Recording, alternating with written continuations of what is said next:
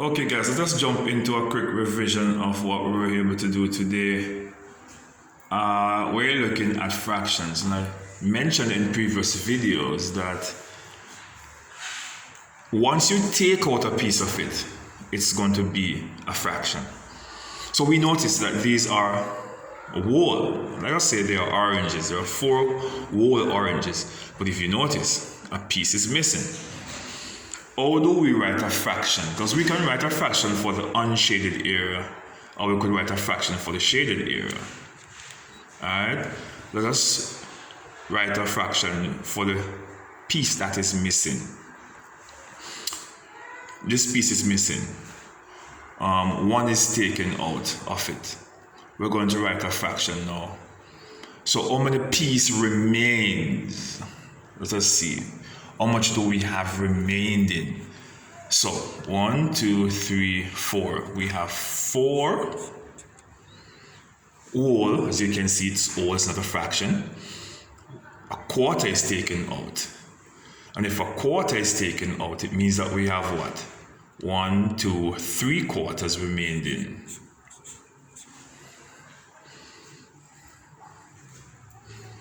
We have 1, 2, 3 quarters remaining. Because we take out a quarter. A quarter was taken out, and if we had what was taken out to what remain,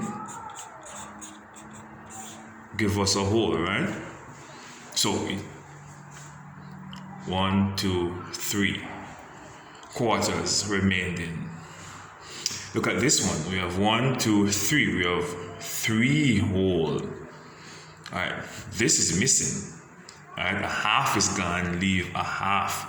Just 3 and a half. Alright.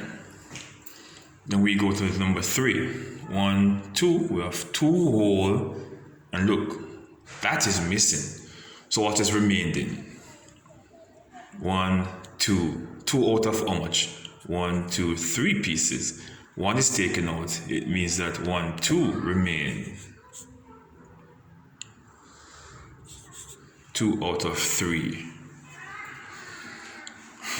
The bottom part is asking us to use shapes to represent the fraction below. We have, let us use circles if you want to use circles. If you want to use square, there's no problem at all. And a half. That's 3 and a half. We could use a square in this one. We have 1 whole, or represent a quarter now.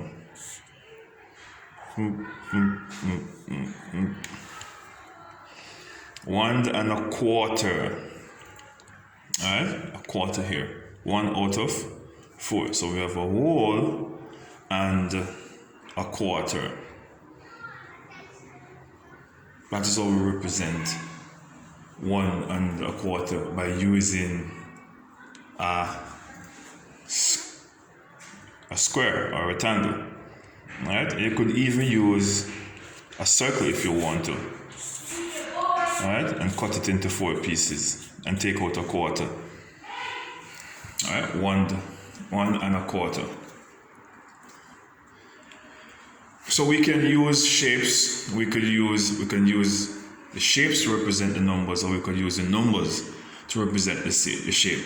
Whichever way you see it, and based on the question asks you, then you're able to answer the question. Look to see if they're asking you how much was taken out, or look to see if they're asking you how much remain. You have to be very careful. You can't just look at the shaded area and say, oh yes, I have this lock.